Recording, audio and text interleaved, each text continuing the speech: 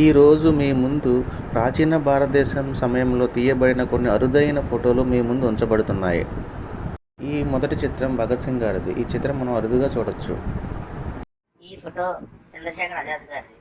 అలహాబాద్ పార్క్లో బ్రిటిష్ వాళ్ళు చేతిలో చావడం ఇష్టం లేక తన దగ్గర ఉన్న ఒక బుల్లెట్తో తాను కాల్చుకుని ఆత్మార్పణం చేసుకుని అమరుడిగా అయిన ఫోటో. ఇది ఒక అరుదైన చిత్రం. ఝాన్సీ రాణి లక్ష్మీబాయి నిజరూప చిత్రం ఇది. 190 సంవత్సరాల పూర్వం తీయబడిన చిత్రం ఇది. ఇద్దరు మహాజ్ఞానులు దిగిన చిత్రం ఇది. ఒకరు సాహిత్యంలో నోబెల్ ప్రైజ్ గ్రహీత అయితే ఇంకొకరు ఫిజిక్స్లో నోబెల్ బహుమతి గ్రహీత. ఇద్దరు కలిసి దిగిన ఫోటో ఇది. చాలా అరుదైన చిత్రం కదూ. ఇది సరోజిని నాయుడు యొక్క రేర్ పిక్చర్. ఈవిడ్ని నైటింగేల్ ఆఫ్ ఇండియా కూడా పిలుస్తారు. ఇది 1942 29 మే నాటి చిత్రం ఇది. ఇందులో నేతాజీ సుభాష్ చంద్రబోస్ మరియు అడాల్ఫ్ హిట్లర్ కలిసి దిగిన ఫోటో చూడవచ్చు.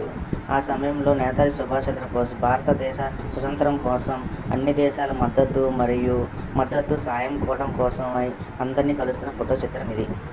ఫోటో నాథురామ్ గాడ్సే గాంధీని కాల్చిన తర్వాత గాంధీ చనిపోయినప్పటి ఫోటో. తర్వాయి భాగంలో మరికొన్ని ప్రాచీన ప్రాచుర్యం పొందిన చిత్రాలను చూపించగలను. ఇంతవరకు సెలవు. బాయ్.